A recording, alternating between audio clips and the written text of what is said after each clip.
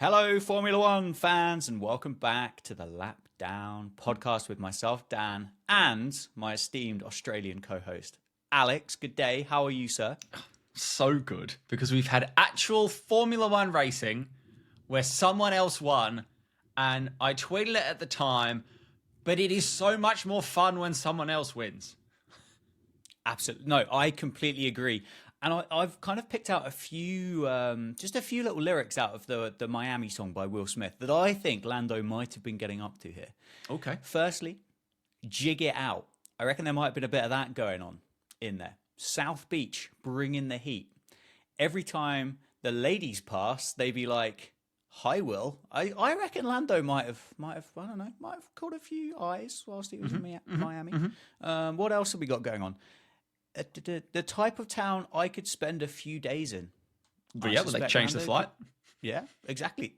Well done. There is a few bouncing in the club where the heat is on. You can tell. You might be able to tell by my accent, my lack of enthusiasm to start rapping this. I am not Will Smith.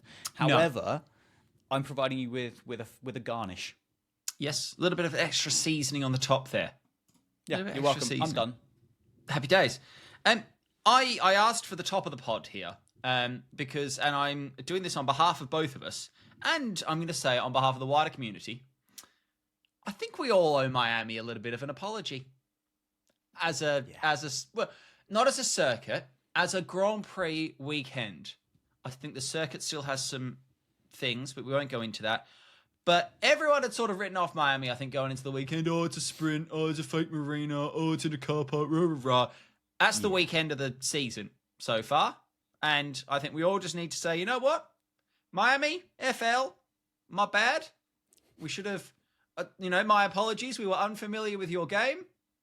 Well done. Yeah. I'm not convinced Captain Hard Rock is going to be that bothered about all of us on the internet slagging off Miami. But, yeah, I'm sorry. Yeah. I said things I regret. Yep. Your harbour's still shit, though. It is.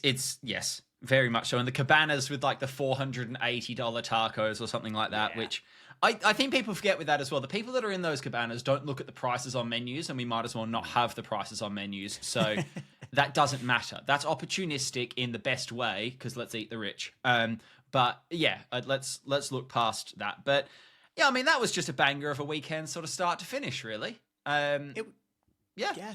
It was superb. It was everything you wanted. It was starter, main, dessert, and a little bit of kind of cheese and biscuits, coffee at the end of it. It was the full kind of 4 or 5 courses. And let's just do it again. Yeah, why not? Stick another weekend this weekend. Just why not? It's all there. The track's set up. Let's stick them in.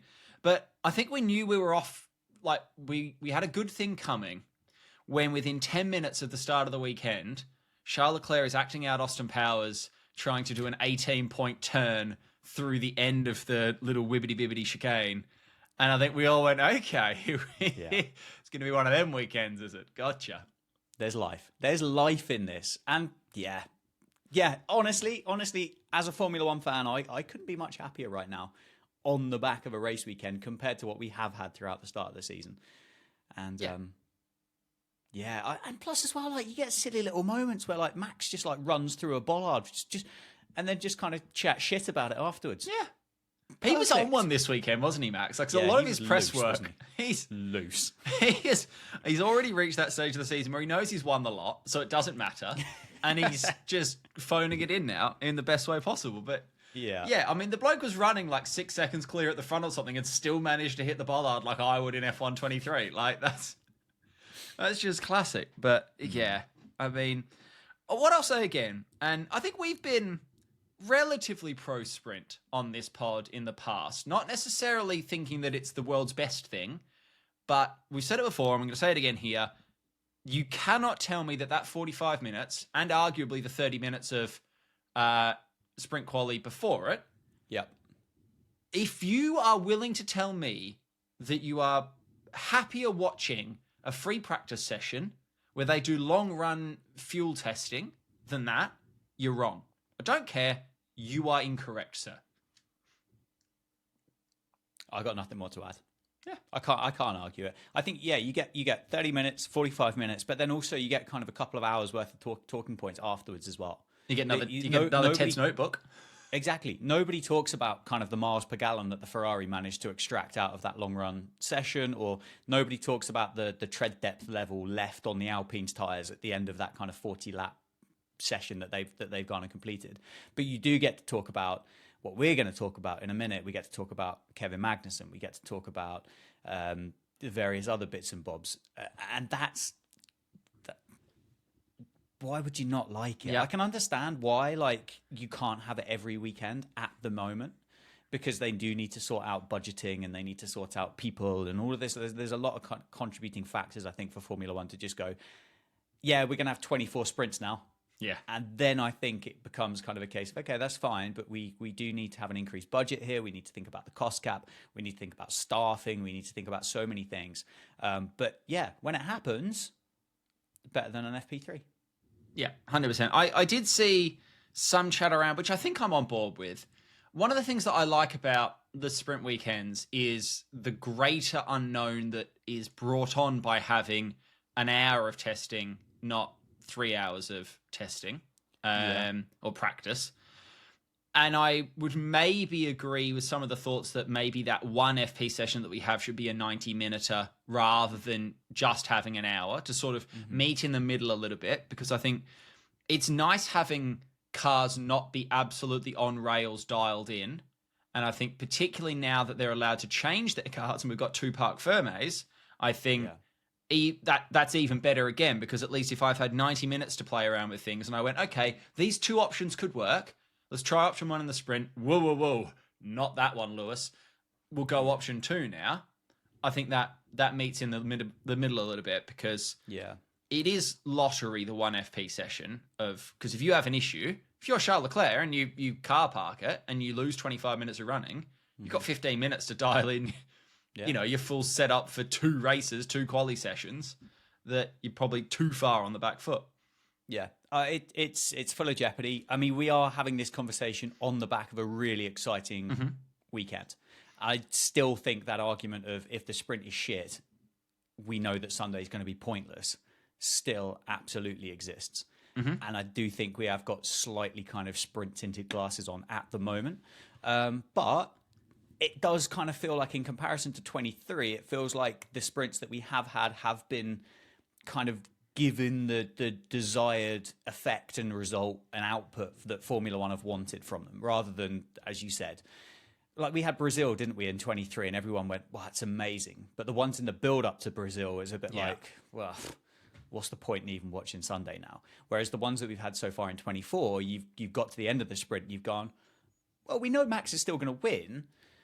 However, we know we're going to get something decent because we've had a bit of a precursor to what we're going to get on the Sunday. So I agree, but I don't think anybody would be kind of chatting the sprints up the way they are if it had been kind of Max has won the sprint by 80 seconds. Yeah.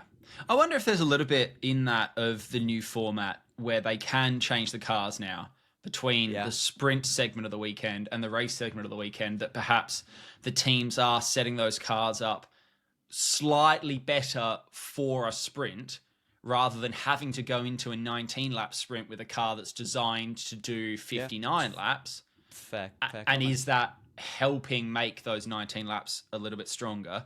But, I mean, it doesn't always work out, because line item number 2 is that Daniel Ricciardo was very good for a bit and then pretty average for the other bit. That shows the duality of everything. But I'd like to kick off this little bit. And it's something I said to you before, that can we all just relax about Daniel Ricciardo, please? Like, we don't need to have completely polar opposite vibes about him. How about we have like an amnesty, right? It's a Ricciardo amnesty for 3 weekends, right? Where we all just go, okay. And that's it, right? We don't need to go, Ricciardo's so back, oh my God, give him the driver's title now. And we don't need to go, Ricciardo is so shit, I'd rather see Nikita Mazepin in that RB. Let's just live in the middle, and let's just go, he's a very good driver. That's, he was off it this weekend, or he was on it this weekend. Cease. End of. Full stop. and then in 3 weekends time, we'll regroup, and then we'll pick a polar side. Yeah. I mean, he's never been dog shit this year. However, he's never been kind of, this lad is definitely going to get that number 2 seat at Red Bull standard. And I think that's probably what's kind of upset the amount of people that it has, because I would imagine a lot of people that like Red Bull would much rather have Daniel in that second seat at Red Bull, because they throw back to the time when Daniel and Max were sat at Eau Rouge in a couple of camping chairs and making kind of funny memes. And as we spoke last week about Checo's helmet, as fast as he is, he's a bit dull. And I can kind of see why people are kind of like, oh, come on, just get the boys back together and it'll be fun. And this is where we want to be. And I suspect it is a case because people like Daniel more than they like Checo. And they're frustrated. And I think that's where it comes from. I guess that amnesty will come sooner rather than later as to when Red Bull decide whatever they're going to do with that number 2 seat. And we will all have answers. And it potentially will, well, it will undoubtedly take a load of pressure off Daniel, because he'll either have it or he won't. And he'll know where he's going to be next year. Because if he doesn't get that seat, he's going to stay at vcarb.com, isn't he? Yeah.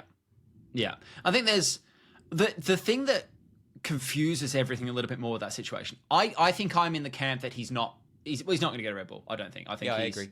I think he's very much in there. But the thing that confuses that for me is that it's very clear, based on the news that Adrian's pissing off and whatever, that Christian Horner, through all of what's going on at the start of this year, has not come out of this in a weaker spot. He's come out of this in probably a considerably stronger position in terms of his grasp on the Red Bull F1 team, being the Christian Horner Red Bull F1 team. Yeah. And we know that Daniel Ricciardo is Christian Horner's favourite driver. He has not been shy to say that he is his favourite driver, and he always has been. And I actually think there's a chance that Horner does a stroll and goes, well, fuck you, I'll put my son in the car. I don't care. He's my boy, and he's going to drive my car, and you can all just deal with that. I think there's a little bit there is a chance that happens, I think.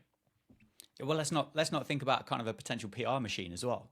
Yeah. I mean, Christian's had a pretty tough start to 2024 with various bits and bobs that have gone on in his professional life, and losing Adrian isn't going to make his life any easier in that Red Bull team. And it kind of something I hadn't really thought about until you hear the likes of Jenson Button talking about it. And actually, there is a genuine kind of history and correlation to when Adrian leaves, that car becomes dog shit. Mm-hmm. And Red Bull could be going down that route. There could be more to come out with regards to Christian and whatever's been going on there. But actually, if there is an opportunity to kind of lose Adrian, get a pony car, and then potentially have to deal with a little bit more kind of he said, she said type situation, you could go, Daniel! Look, he says funny things. He turned up on a horse. Kiki. Do you know what I mean? It's like dangling keys in front of the F1 community. There's chance. There is chance, mate. There is chance, I think. Yeah. No, I think very much so. Before we get on to, and a podcast is an audio medium, some of you will have seen some of these clips, but I've got the papaya lights on behind me. Yeah, you've done well. Because yay, Lando. Before we talk about Lando, though, should we talk about Kevin? Because I'd like to talk about Kevin, yeah. Kevin, I'm going to ask you to calm down, my friend, because too much this weekend, too much. Do you know what he's done? He's turned up in Miami, assumed it was some form of rental karting setup. He's paid his $45 for what he thought he was going to get 30 minutes on track. And he's just gone out there, balls to the wall. He's never done it before. Doesn't give a shit about anybody else, and just gone, well, it's my race. I'm having fun. Doesn't matter about you. Like, so much so that there must have been conversations with the FIA about kind of making it an enclosed wheel car. No longer, like when you go to the team sport karting and they've got that silly little bit of extra protective bump bumper or whatever, to make sure you don't flip over each other. Kind of been far away from K-Mag this week because, I mean, that's the weirdest thing I heard is somebody said, oh, he's doing this to make sure he gets a drive next year. And I went, I don't know who's watching this and going, yeah, that's the bloke we want. That's my guy. That's going to be cheap. Mental. I wondered whether it was some sort of deep-seated guerrilla marketing campaign by EA that they asked Kevin to drive like every F124 open lobby driver as a way of highlighting and getting those people on board. Because, I mean, the track didn't matter. Where other people were didn't matter. Where he was, arguably a lot of the time, didn't matter. Yeah. It's like he's got his wheel settings wrong or something. Like he was using a new wheel and hadn't got it dialed in yet. Like that was outrageous. I think without wanting to be the boring one, he went too far. Saudi Arabia, very, very good.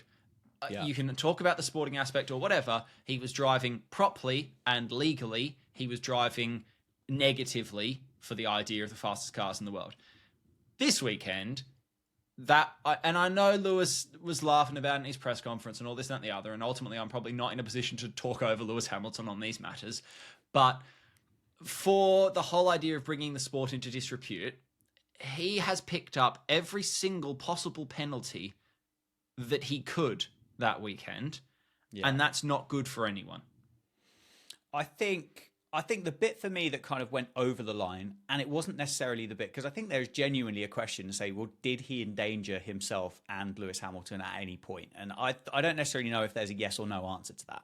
But I think the point that was the kind of the straw that broke the camel's back was when it was just a case of, I cannot be asked to take the chicane because it's going to massively benefit me to stay within 1 second of Hulk.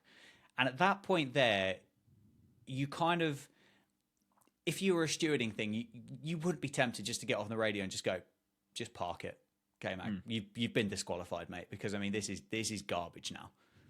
Yeah, just over the intercom, it's like, car has 20, return to the pits, please. Has 20, return to the pits. Yeah. Like you can see it happening, can't you? But look, hey ho. Hopefully he can just look. Let's go to Imola and let's just relax at Imola, everybody. Let's have a normal race weekend. I think if we can get everyone to go. I mean, he ruined Logan Sargent, who was on course to have quite a good weekend. Yeah. I mean, the bloke's come P10 in the sprint, and look, he wasn't covering himself in glory in the race necessarily, but he was in the race. He existed.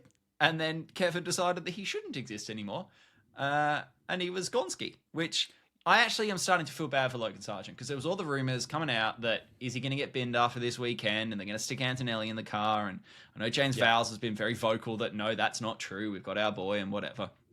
But it's not the weekend that not the finish to the weekend that Logan needed. He was kind of doing what he needed to do to see out the end of the year in the sprint. I know even quali wasn't terrible by Logan standards. He nearly crept into Q2. Okay. But yeah, he didn't need that, did he? No, and you know I put him down for... I put Albon down for my blue flags, didn't I? Which I'm inclined to pay you, to be honest.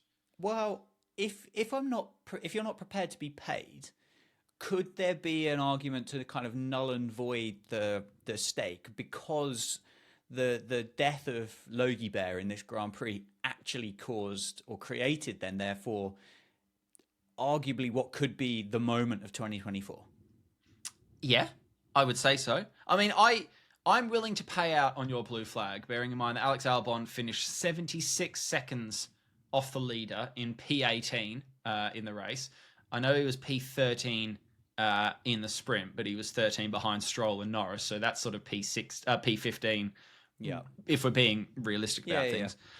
So I'm inclined to say that, you know what, you've had you've done well there. My Ferrari, I tried to manifest. I manifested something. I didn't really manifest Ferrari, although we'll talk a little bit about Carlos later on.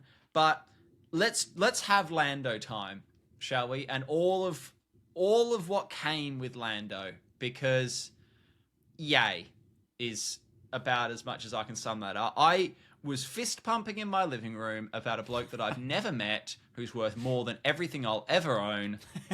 But that was just lovely for everyone and everything, and just that was excellent. Genuinely wholesome content. Yeah.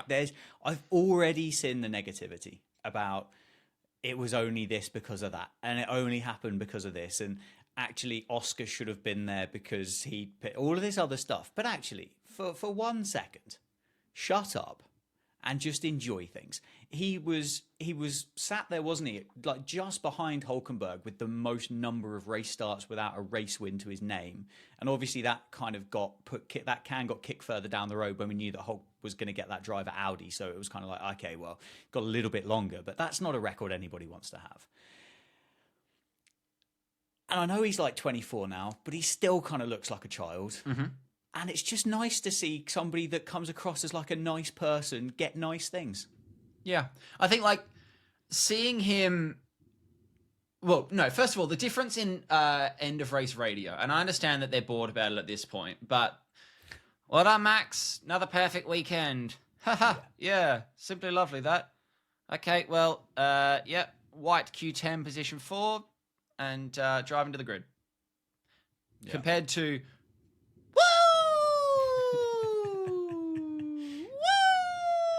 Like, they're just not the same thing, are they? And then, fair play, a very strong crowd dive from Mr. Norris. Good elevation to get over the barrier.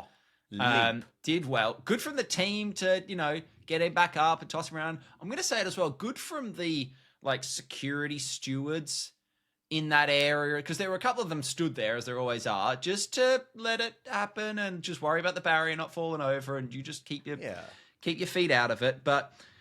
yeah, I mean, it was just excellent. And all the stuff that followed, and every driver running over, and all the clapping in the other cars, and Fernando, just running onto the track to go and give him a hug. Like, 25,000 euro fine for Alonso, by the way, because if Lando got one for entering the track on foot, I'm just saying that Fernando ran on. The safety car point. The safety car is the anti-Sochi, right? That is what racing is, right? Sochi, Lando Norris deserved a win, and then something happened out of everyone's control, and then he didn't win. And that's how racing happens sometimes. If the car had blown up, that's no different. No, it's a motor race, Toto. You can do what you can do, and sometimes other things are going to happen that are out of your control.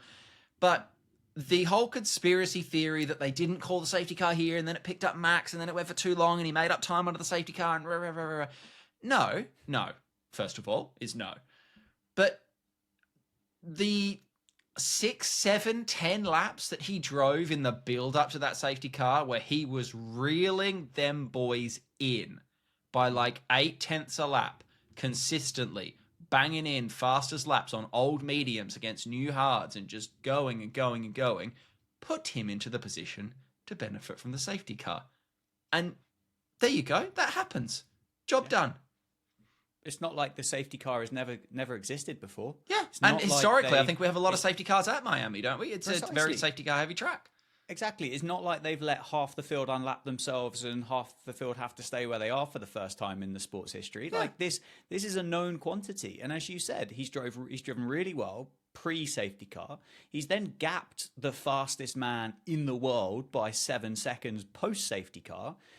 And it's a team sport, and you have to say the strategy and the planning and the timing to keep Lando out doing what he was doing to enable that risk of the safety car to come into play, because at the end of the day, there hadn't been one up to that point. And the further you go into the race and there hasn't been one, the chance of that safety car coming obviously becomes higher and higher and higher and higher and higher until it potentially never comes till the end of the race. And McLaren knew that. They played the game right. They played their cards right. Lando got the win. Just enjoy things. Yeah. Be happy for once. Yeah, and Lando extended on those mediums as well. Like he was probably past their pit window by a distance, but had made it work on those tyres on a weekend where people had real tyre issues. He deserves all of it.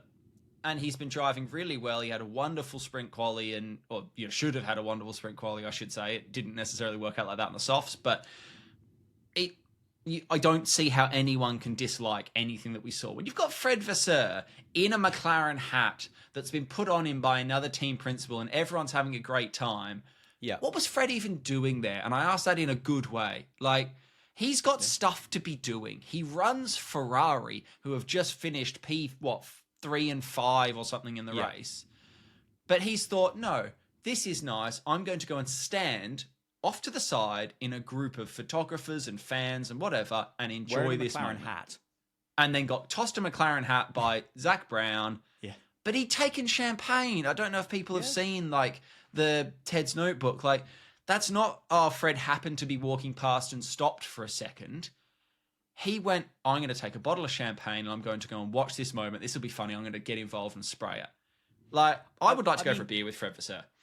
Well, do you know what? I think Fred Vasseur probably left the Ferrari garage because he was so sick of standing next to Camillo Cabello and Logan Paul or Jake Paul all weekend that he probably just wanted to get out. And second of all, as it's pretty well touted that Adrian Newey's going to be leaving Red Bull to go to Ferrari, he's already gone over and flirted with Lewis and got him over to Maranello. It's working on you because you already want to go for a beer with Fred Vasseur. And maybe... all I'm saying is maybe there's some personnel at McLaren that Fred Vasseur is kind of going, maybe I can head over here and start flirting with some of you guys as well. And actually what we're seeing right now, hidden in plain sight, is Fred Vasseur going around and headhunting everybody he wants in Formula One. And at the point that Lewis goes, do you know what, I can't be asked to do this anymore. Lando, you're in a red car. Straight in. Which he would, let's be honest. He's going to go there, particularly if Red Bull have dropped off. Speaking of red cars then, and we'll just round out on Ferrari while we're there. Red cars or blue cars? Red with a tiny thought of blue. Just a bit of chat on Carlos, and it goes back to what we were talking about earlier about leaving space and that whole discussion. But I will quite happily engage in like the Reddit threads and whatnot. And I was very quick to say in there, and I know I'm slightly biased because I like Oscar and I'm Australian, right? But I said immediately, and I said it to a couple of my mates offline as well, that's a slam dunk penalty, surely. And as soon as they said we're going to investigate it after the race, I thought they're going to let him off here. He drove over the front of another person's car. Now, but it was a move and he lost control of the car. Exactly. He lost control of the car. He lost control. He went in too hot, locked up, drove over another driver, which you can't do. I actually agree that it was only a 5-second penalty because you don't look at the fact that he knocked Piastri out. Had he have hit Piastri and he didn't have wing damage, then we can't consider that. But you can't just steam it down the inside and say, I don't care about you anymore because you're angry that the steward said he hadn't done anything wrong and sort of think you're going to get away with it. It needs to set... And it's something that, we keep touching on about consistency of stewarding and all the rest of it, consistency across the board. But we need to keep having these examples that you just can't do these things and think you're going to get away with them because that's not cool. It's not a racing incident. It's not the first corner. He sent it from a long way back. Locked up because he sent it from a long way back. Ran over Oscar. Deserved a pen. Yeah, I'm off my soapbox now, but I just... No, I think the stewarding, is something that's really important. And I don't necessarily think since a lot of new Formula One fans have come into the sport have actually ever really experienced good stewarding throughout. Mm-hmm. I don't think it necessarily helps the fact that you have a different... What was that? That was my phone. You have a different kind of head steward each week, depending on where you are and depending on who's available. And therefore, you're naturally going to get an inconsistency for it. However, when you throw back to, it was a couple of years ago in Austria, and Lando himself got the penalty for showing Sergio Perez the outside of the circuit at turn 4. You get that at Miami because there's no kind of, Perez has had to come massively off the gas now because he's ended up in the gravel, or he's gone outside the line here and now he's in the wall like he would be at Baku. But that still has to be policed properly. And I do also think the point that you mentioned earlier about K-Mag in an F1 24 open lobby type situation, I do think a lot of people will look at Formula One and compare the two directly and think, well, it's fine at Silverstone in a 3-lap race because the stewards on Formula 1 24 because EA or Codemasters didn't give me a penalty. So, yeah, of course that's fine from Carlos. But actually, like,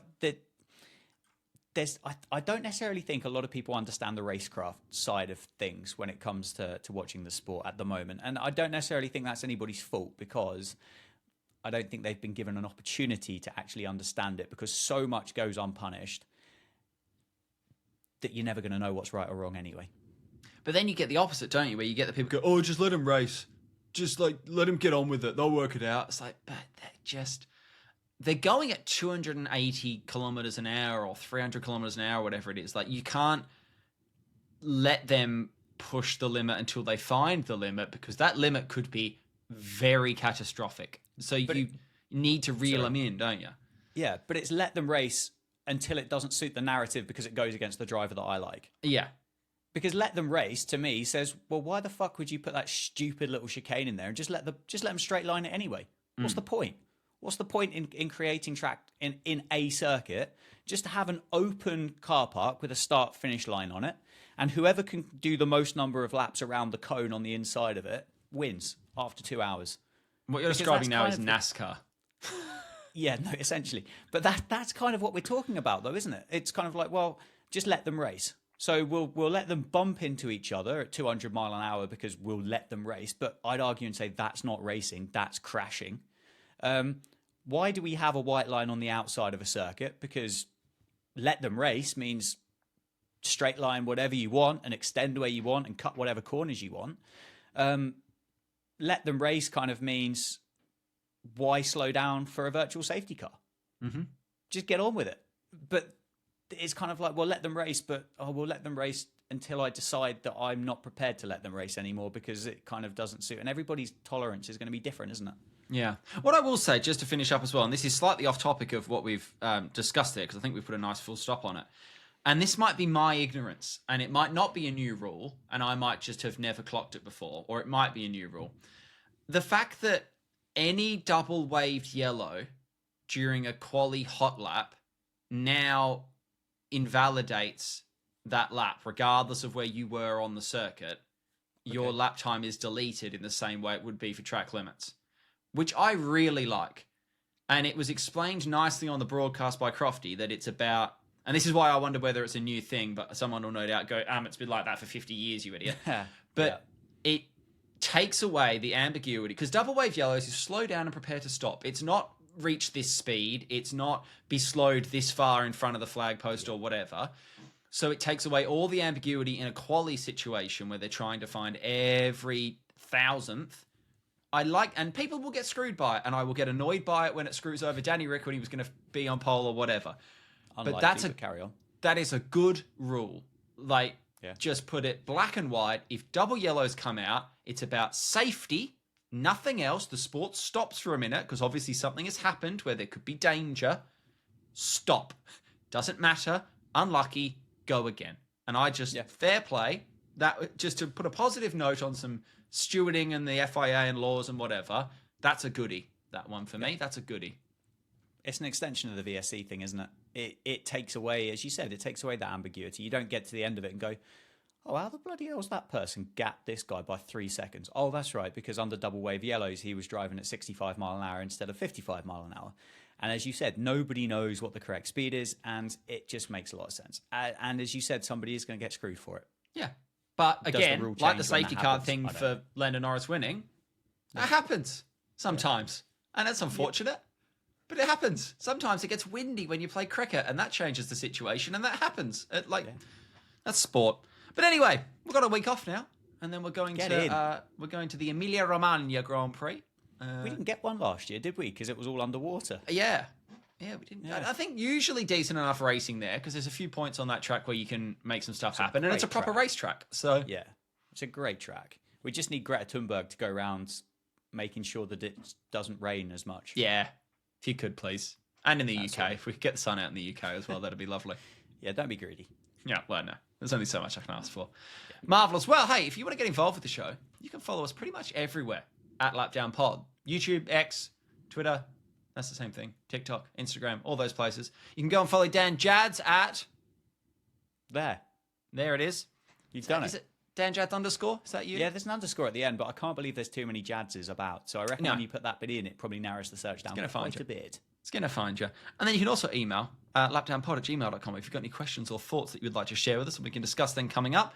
We'll be back next week to preview the Emilia-Romagna Grand Prix from Imola. But until then, have a wonderful week, Dan. Have a wonderful week, everybody. Thank you, mate. Take care. Do you know what? If you could send us an email, that'd be good, because it would be quite nice to know that people actually listen to this thing. Yeah, even if you just say hi. Even if you just say that Lando Norris didn't deserve his win. Yeah, hi. Hi's fine. Hi's fine. Right. In the subject line as well, like your dad used to email. Just in the subject line, no body copy. Put the whole email in the subject.